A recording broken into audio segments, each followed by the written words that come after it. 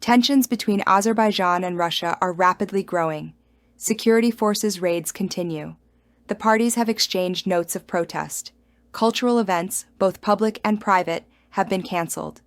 What was the starting point of the conflict, and where could all this lead?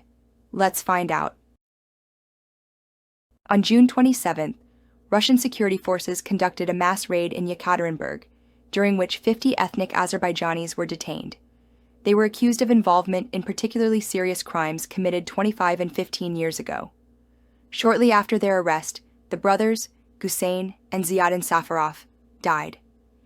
Several people ended up in intensive care. One of those arrested told the court that he was forced to eat dirt, constantly beaten, and tortured with electricity. According to the Kremlin, the cause of death of one of the Safarov brothers was a heart attack. The second died from injuries of allegedly unknown origin. Meanwhile, Azerbaijani media reported that the victims were beaten with their heads against a radiator, beaten with batons, stripped naked, and had their nails pulled out. Numerous traces of torture on their bodies irrefutably prove that the information invented and disseminated by the Russian side about the cause of my brother's death is complete nonsense. Seyfeddin Guseinli, brother of Gusein and Ziadin Safarov, in a comment to Media AZ. In Baku, Russian security forces were accused of ethnically motivated violence. The Russian chargé d'affaires was handed a note of protest and asked to provide an explanation. On Azerbaijani state television, Putin was accused of repression, chauvinism, and imperialism. And this despite the fact that until recently, Baku was considered one of the most pragmatic partners of the Russian Federation in the post-Soviet space. Let's watch a fragment of this broadcast. What happened, Putin? Are you so worried that Azerbaijan is becoming a strong state? For the first time in 200 years, it has returned its lands, restored its sovereignty, and is pursuing a principled policy. You are accustomed to dominating the peoples that Russia has forcibly incorporated into its territory. Whether it was during the Tsarist or Soviet era, you considered yourselves a superior race. Azerbaijanis, Uzbeks, Kyrgyz, Kazakhs, Turkmens, and other peoples have always been considered second-class citizens. And although the empire has sunk into oblivion, your thinking has not changed. The dismantling of relations continued. Russian propaganda traditionally erupted in open threats. Statements of Baku in 3 days were heard on television and in social networks. Meanwhile, the Azerbaijani government announced the cancellation of the planned visit of Russian Deputy Prime Minister Alexei Overchuk. It also canceled all cultural events planned by both state and private institutions.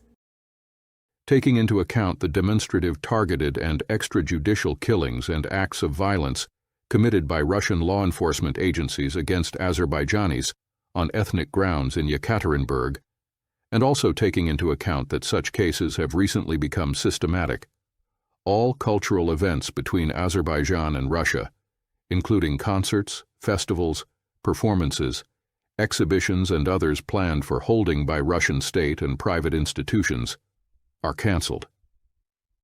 From the statement of the Ministry of Culture of Azerbaijan, quotes the Report News Agency. The violence against ethnic Azerbaijanis in Russia was also condemned in the European Union. EU Foreign Affairs and Security Policy spokesperson Anita Hipper called the methods of Russian security forces barbaric. She also stressed that Europe would monitor the investigation into this case. We condemn the violence against ethnic Azerbaijanis in Russia committed by Russian security forces. We strongly oppose all these barbaric acts, which are absolutely unacceptable. Ukrainian President Volodymyr Zelensky also called the leader of Azerbaijan and expressed his support for him. He also expressed Ukraine's clear support in a situation where Russia is mocking the citizens of Azerbaijan and threatening the Republic of Azerbaijan. He expressed our condolences to Azerbaijan in connection with the murder of the Safarov brothers in Russia. I am sure that all the facts will be clarified, and justice is needed. President Aliyev and I have the same vision. The life and dignity of every person must be protected. Volodymyr Zelensky, President of Ukraine, on Telegram. No apologies or explanations from the Russians have followed in these days. Kremlin spokesman Dmitry Peskov called Azerbaijan's entire statement a démarche. Meanwhile, the arrests continued. In Baku, police conducted a search in the office of the Russian news agency Sputnik Azerbaijan. 2 employees were arrested. Local media called them FSB agents who were working undercover. Later, a video appeared with another group of detained Russians. They are suspected of drug trafficking and cyber fraud. Meanwhile, in Russian Voronezh, security forces raided the home of Azerbaijani native and co-owner of a large market, Yusuf Khalilov. And in Yekaterinburg, the head of the local diaspora, Shahin Shiklinsky, was detained. All this indicates a sharp cooling of relations between Moscow and Baku, and it seems that they will never be the same again. It seems that Baku has stopped perceiving Moscow as a mediator and an external force capable of dictating rules in the region. And Russia is now trying to compensate for the loss of influence by putting pressure on the Azerbaijani diaspora inside the country. Now, Russian officials and politicians allow themselves to make comparisons that they would not have made before, based on materials from Deutsche Welle. A turning point in relations between Baku and Moscow was December 25, 2024. On this day, an Azerbaijani airline Azal plane crashed. The airliner, which had 5 crew members and 62 passengers on board, was hit by a Russian surface-to-air missile in the Grozny area, where air defense was operating at the time. 38 people died during an emergency landing near Aktau, Kazakhstan. I can say with confidence that the blame for the fact that Azerbaijani citizens died in the plane crash in Aktau lies with the representatives of the Russian Federation. We demand justice. We demand punishment for the guilty. We demand complete transparency and human behavior. If Grozny had closed its airspace in time, and if there had been proper coordination between the armed forces and civil services of Russia, the air crash could have been avoided, the president of Azerbaijan has repeatedly emphasized. For 6 months, Baku has not stopped demanding that Moscow punish all those responsible. But this never happened, and the relations between the 2 countries have deteriorated completely.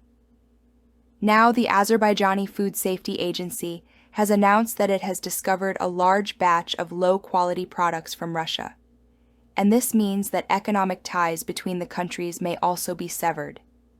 And one more important point, this whole story has shown hundreds of thousands of people, mainly from the countries of the former Soviet Union, that living and working in Russia is truly dangerous. After all, there will be no fewer such raids with harsh detentions, and the Kremlin will always find an excuse for all the actions of the security forces.